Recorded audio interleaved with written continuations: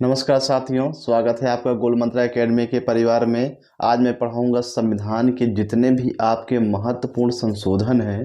तो पीछे तो हो चुके हैं, इनको हम एक साथ लिखते हैं फिर से।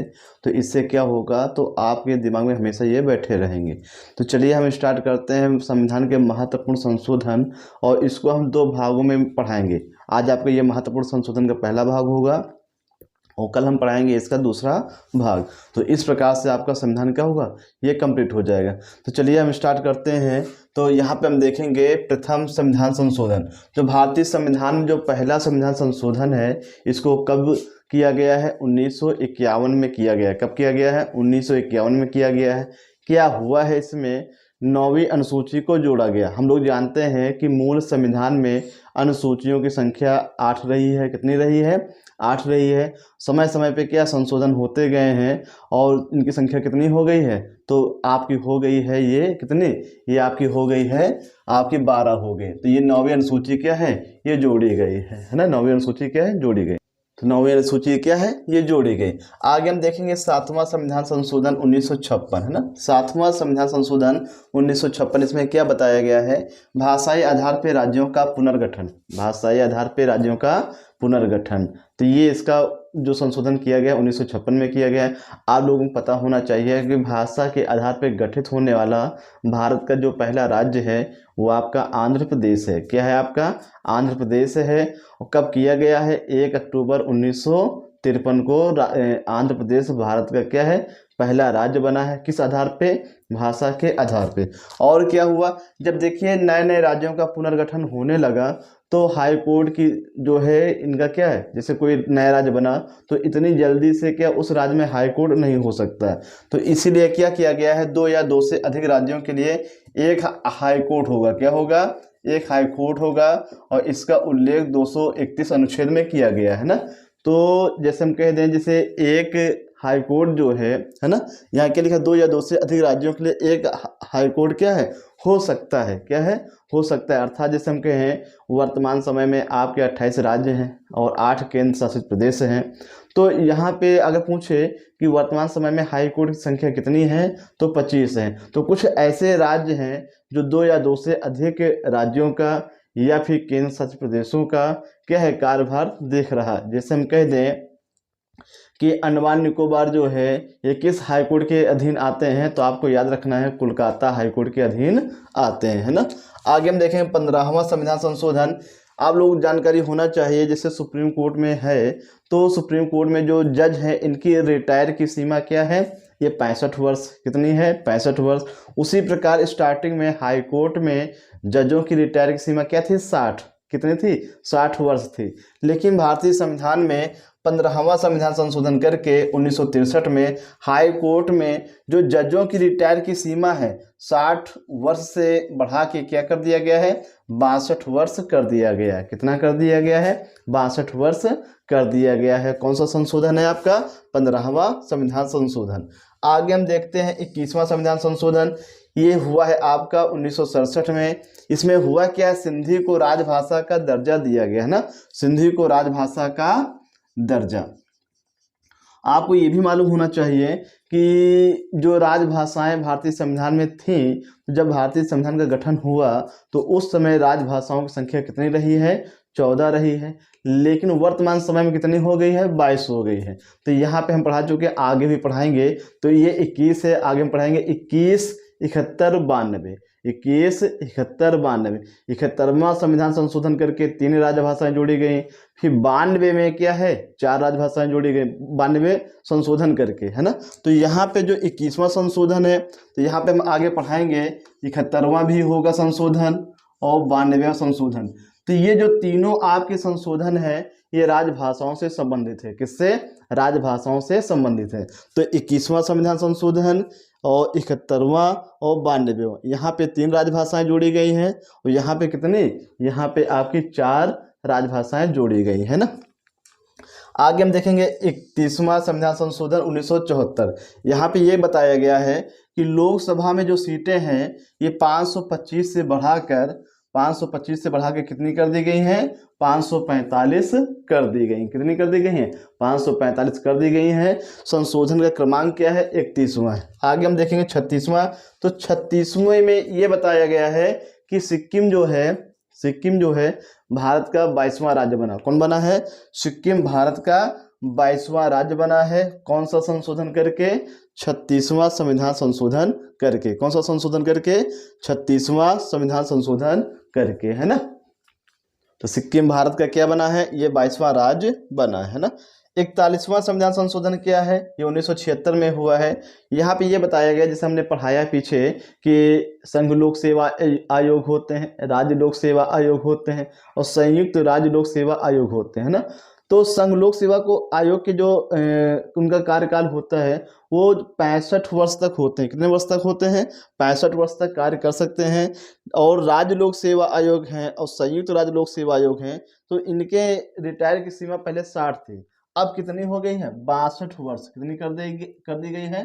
62 वर्ष कर दी गई है। ये आपको याद रखना है। तो एक आप और लिख सकते हैं यहाँ पे, तो 24वां भी लिख लीजिएगा, 24वां, है ना। तो 24वां 1971 में हुआ है। हुआ क्या है इसमें? संसद को यह अधिकार है, संसद को यह अधिकार है कि वो संविधान के सभी भाग में संशोधन कर सकती है और इसमें आपके मौलिक अधिकार भी शामिल है ना। तो आपको ये याद रखना है कि भारतीय जो संविधान, जो संसद है, संसद के जो सदस्य होते हैं, ये बताने का मकसद ये है कि वो संविधान में संशोधन कर सकते हैं, किसी भी भाग में कर सकते हैं, लेकिन मौलिक अधिकार में छेड़छाड़ी नहीं करनी चाहिए। तो यहाँ पे ये भी बताया गया है कि संसद जो है कि संविधान के सभी भाग में संशोधन कर सकती है और इसमें मौलिक अधिकार भी शामिल है। क्या शामिल है? मौलिक अधिकार भी शामिल है। और ये आपका है 24वां संविधान संशोधन। कब हुआ है? 1971। तो इस प्रकार से आपके कंप्लीट हो गए। आगे हम देखेंगे 42वां संविधान संशोधन। ये वेरी वेरी इंपॉर्टेंट है। क्यों? क्योंकि इसे लघु संविधान भी कहते हैं। क्या कहते हैं? मिनी कॉन्स्टिट्यूशन या फिर लघु संविधान भी कहते हैं। कौन सा संशोधन है ये? तो ये आपका है 42वां संविधान संशोधन। कब हुआ है? 1976। हुए तो यहाँ बहुत सारे हैं, लेकिन जो पेपर में आने वाले जो जिनकी संभावना प्रबल है, तो उन्हीं की हम चर्चा करेंगे, है ना। तो आपको याद रखना है क्या मूल कर्तव्य या फिर मौलिक कर्तव्य जो कि रूस के संविधान से लिए गए हैं, क्या ये मूल संविधान का हिस्सा है? नहीं। तो आपको याद रखना है कि जो मौलिक कर्तव्य, जिन्हें मूल कर्तव्य भी कहते हैं और इन्हें रूस के संविधान से लिया गया है, इनका उल्लेख जो है 51 का में किया गया है, भाग 4 का है ना। क्या ये मूल संविधान का भाग है? ये नहीं है। इन्हें 1976 में कौन सा संशोधन करके? 42वां संविधान संशोधन करके भारतीय संविधान में इन्हें शामिल किया गया है। अब देखिए, भारतीय संविधान में अगर कोई भी चीज़, नई चीज़ शामिल की जाती है तो उसमें क्या समितियां बनती हैं। तो ये भी पूछा जाता है किस समिति के सुझाव पे मौलिक कर्तव्य को भारतीय संविधान में शामिल किया गया है। तो आपका आंसर क्या होगा? स्वर्ण सिंह समिति। क्या होगा? स्वर्ण सिंह समिति के सुझाव पे मूल कर्तव्यों को जोड़ा गया है, जिनकी संख्या उस समय 10 रही है, फिर क्या हो गई है? 11 हो गई। कौन सा संशोधन करके? 86वां। आगे हम पढ़ाएंगे। तो ये आपका मूल कर्तव्य शामिल किया गया है 42वां संविधान संशोधन करके। आगे हम देखेंगे कि प्रस्तावना। तो प्रस्तावना में हम लोग क्या है, छेड़छाड़ी इसमें नहीं कर सकते हैं। कहने का मतलब ये है कि प्रस्तावना से हम किसी भी शब्द को हटा नहीं सकते हैं। उसमें हम कुछ जोड़ तो सकते हैं, लेकिन उसके एक भी शब्द को हम हटा नहीं सकते। इसलिए 42वां संविधान संशोधन करके क्या किया गया है? समाजवादी, पंथ निरपेक्ष एवं अखंडता शब्द जोड़ा गया। क्वेश्चन ये भी आता है कि भारतीय संविधान की प्रस्तावना में कितने शब्द जोड़े गए हैं 1976 में? तो 3 शब्द जोड़े गए। कितने? 3 शब्द जोड़े गए। समाजवादी, पंथ निरपेक्ष एवं अखंडता शब्द जोड़े गए हैं। और कौन सा संशोधन करके? 42वां संविधान संशोधन करके, है ना। ये आपको याद रखना है। तो समाजवादी, पंथ निरपेक्ष एवं अखंडता शब्द क्या है? ये जोड़े गए, है ना। आगे हम देखेंगे। आपको पता होना चाहिए 1976 की कहानी है, और आपको ये भी पता होना चाहिए 1975 में इंदिरा जी के समय में आपातकाल लगा हुआ था, है ना। तो उसमें क्या हुआ था कि पहले क्या था, लोकसभा और विधानसभा का जो कार्यकाल 5 वर्ष था, आज भी वही है। लेकिन बीच में क्या हुआ है, 1976 में लोकसभा और विधानसभा का जो कार्यकाल है ये 5 से 6 वर्ष कर दिया गया है। क्या कर दिया गया है? 5 से 6 वर्ष कर दिया गया है। फिर हम आते कहाँ पे? 44वें संविधान संशोधन में। दोनों को एक साथ याद रखिएगा। यहाँ पे क्या किया गया? 5 से 6 वर्ष और पुनः 6 वर्ष से 5 वर्ष कर दिया गया है। कब? 1978 में 44वां संविधान संशोधन करके। तो यहाँ पे क्या है? पहली बार क्या कांग्रेस की सरकार हटी और मोरारजी देसाई क्या बने थे? प्रधानमंत्री बने थे। उन्होंने क्या किया? फिर से लोकसभा और विधानसभा का कार्यकाल 6 से 5 वर्ष कर दिया। तो आपको दो इसमें बड़े आराम से याद रखना है। पहली बार जो है लोकसभा और विधानसभा का कार्यकाल 5 से 6 वर्ष कब किया गया है? 42वां संविधान संशोधन करके। और फिर 2 साल बाद 44वां संशोधन करके क्या किया गया है? फिर 6 से 5 वर्ष कर दिया गया है। दोनों को आपको एक साथ याद रखना है ना? आगे हम देखेंगे कि शिक्षा वन्य जीव नापतोल को देखिए, पहले ये राज्य सूची के विषय थे। क्या थे ये? राज्य सूची के विषय थे। फिर क्या हुआ है कि 42वां संविधान संशोधन करके इन्हें क्या है? समवर्ती सूची में रख दिया गया है ना? किसे? शिक्षा है, वन है, वन्यजीव है, नापतोल है, तो इनको कहाँ रखा गया है? समवर्ती सूची में रखा गया। आपको पता होना चाहिए 3 प्रकार की सूचियां हैं: संघ सूची, राज्य सूची और समवर्ती सूची। और समवर्ती सूची ऑस्ट्रेलिया के संविधान से लिया गया है और इन तीनों सूचियों का उल्लेख संविधान की 7वीं अनुसूची में किया गया है। किस अनुसूची में किया गया है? 7वीं अनुसूची में किया गया है ना? आगे हम देखेंगे संसद और विधानमंडल में कोरम समाप्त। अब कोरम होता क्या है? तो कोरम को आप अपनी भाषा में याद रखिएगा। जैसे हम कहते हैं लोकसभा है, संसद है या फिर राज्य में विधानसभा है, तो यहाँ जो बैठकें होती हैं, यहाँ पे जो बैठकें होती हैं, तो उसका एक मानक रखा गया है। जैसे हम कह दें कि लोकसभा में आपके 550 है ना? लोकसभा में क्या है? 550। पहले अधिकतम कितने हो सकते रहे? 552। आपको पता होना चाहिए कि जो 2 लोगों को राष्ट्रपति मनोनीत करता है वो सिस्टम क्या हटा दिया गया है। तो अगर हम कहते हैं 552 या फिर हम कहते हैं 545 है ना? 545 545 का 1/10 कितना होगा? तो लगभग आपका आ जाएगा 54.5। तो कुल मिला के अगर लोकसभा में जैसे बैठक होती है तो कम से कम 55 सदस्य उपस्थित होने चाहिए। अगर 55 सदस्य उपस्थित नहीं हैं तो बैठक को स्वीकार नहीं किया जाएगा, न माना जाएगा। आपको पता होना चाहिए कि लोकसभा में या फिर संसद में, विधानसभा में एक बैठक के बाद और दूसरी बैठक के बीच में अधिकतम 6 महीने का अंतराल हो सकता है। और यहाँ पे जब बैठक होती है तो कितने सदस्य होने चाहिए? आपके 55 सदस्य होने चाहिए। अगर इससे कम है तो बैठक को माना नहीं जाएगा, है ना? एक क्वेश्चन और देखिएगा कि भारतीय संविधान में ये एसआई में पूछा गया है कि भारतीय संविधान में 48 का जो है ये किस संविधान संशोधन के तहत क्या है? जोड़ा गया है। तो आपको याद रखना है 42वां संविधान संशोधन के तहत है क्या चीज? इसमें है पर्यावरण संरक्षण से। क्या है आपका? पर्यावरण संरक्षण से। इसको आपको याद रखना है। ये यूपीएसआई में ये क्वेश्चन आया हुआ था। क्या आया था कि अनुच्छेद 48 का किस संविधान संशोधन के तहत भारतीय संविधान में जोड़ा गया है? तो आपका आंसर क्या होगा? 42वां संविधान संशोधन। कब? 1976 में। है क्या चीज इसमें? पर्यावरण संरक्षण से। क्या लिखेंगे? इसमें है आपका पर्यावरण संरक्षण से। आपको याद रखना है ना? आगे हम देखते हैं 44वां संविधान संशोधन। अब इसको हम बता चुके हैं। यहाँ 5 से 6 कर दिया गया है और यहाँ 6 से क्या कर दिया गया? 5 वर्ष कर दिया गया है। अब देखिए यहाँ पे कोरम क्या समाप्त? देखिए यहाँ पे जो कोरम समाप्त हुआ है, क्यों हुआ है? क्योंकि उस समय आपातकाल लगा हुआ था। 1976 में क्या है? आपातकाल लगा हुआ था, इसलिए इंदिरा जी ने क्या किया है? कोरम का सिस्टम समाप्त कर दिया गया था। कहने का मतलब है अगर लोकसभा बैठक होती है, 55 से कम लोग भी हैं तो क्या है? उस बैठक को माना जाएगा। तो ये जो कोरम वाला सिस्टम है ये समाप्त कर दिया गया था 1976 में 42वां संविधान संशोधन करके।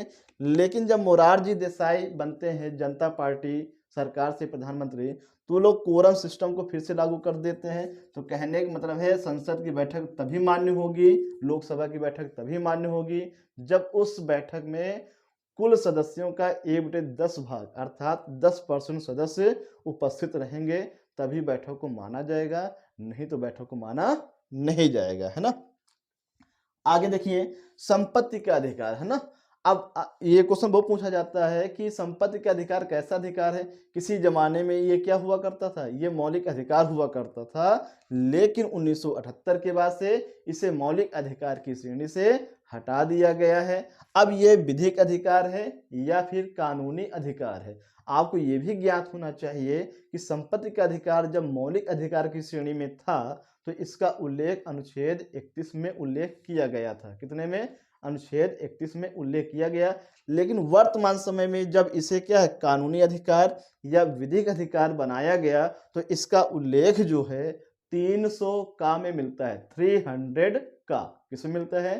300 का। क्वेश्चन ये भी आएगा कि संपत्ति का अधिकार का जो उल्लेख है वर्तमान समय में किस अनुच्छेद में किया गया है, तो आपका आंसर क्या होगा? 300 का होगा। क्या होगा? 300 का होगा। और ये कैसा अधिकार है? ये आपका होगा विधिक अधिकार या फिर कानूनी अधिकार होगा, है ना।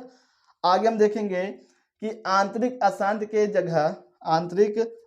की जगह सशस्त्र विद्रोह। इसका मतलब ये है कि जब 1975 में इंदिरा जी ने जो क्या कहते हैं कि आपातकाल लगाया है, तो उस समय उन्होंने ये आधार पर लगाया कि आंतरिक अशांति के आधार पे लगाया है। तो जब मोरारजी देसाई आते हैं तो उन्होंने क्या किया है कि आंतरिक अशांति को जो है इन्होंने हटा के क्या कर दिया? सशस्त्र विद्रोह। क्या कर दिया है? सशस्त्र विद्रोह। आपातकाल तब तक नहीं लग सकता है जब तक क्या आम जनमानस जो है शस्त्र और अस्त्र के साथ विद्रोह न कर दें, तब तक क्या है? आपातकाल नहीं लग सकता, है ना। तो इस प्रकार से ये आपका समाप्त होता है ना। तो सशस्त्र विद्रोह इसे कर दिया गया है ना। किसे? ये आंतरिक अशांति के आधार पर। किसने किया है? मोरारजी देसाई के समय हुआ है। कब हुआ है? ये आपका वो 44वां संविधान संशोधन करके। तो इस प्रकार से आपका संविधान संशोधन जो है ये आपका पहला पार्ट खत्म होता है। कल हम लेके आएंगे संविधान संशोधन का दूसरा भाग, और इसके बाद से आपका संविधान खल्लास हो जाएगा, है ना। तो आपसे इनको क्या है, एक दो बार देखेंगे और इसका भी जो चिंतन मनन करेंगे बहुत ही आसान से क्या है आपको याद हो जाएंगे। तो चलते चलते आज के जो क्वेश्चन होंगे रोजाना की तरह, आज का जो क्वेश्चन है, यूरोप का कंबल किस समुद्री जलधारा को कहते हैं। तो आपको बताना है यूरोप का कंबल किस समुद्री जलधारा को कहते हैं। वो जो जलधारा है वो उष्ण है, वो ठंडी है या फिर गर्म है, और आपको ये भी बताना है वो किस महासागर की जलधारा। और इसके साथ आपको ये भी बताना है कि यूराइल जलधारा ये ठंडी है कि गर्म है, और किस महासागर की जलधारा। तो दो आपको बताना है, एक यूरोप का कंबल जिसे कहते हैं और दूसरा है क्यूराइल जलधारा। इनके बारे में आप क्या जानते हैं, आप लोग क्या है कमेंट सेक्शन में लिख के बताएंगे। धन्यवाद। जय हिंद।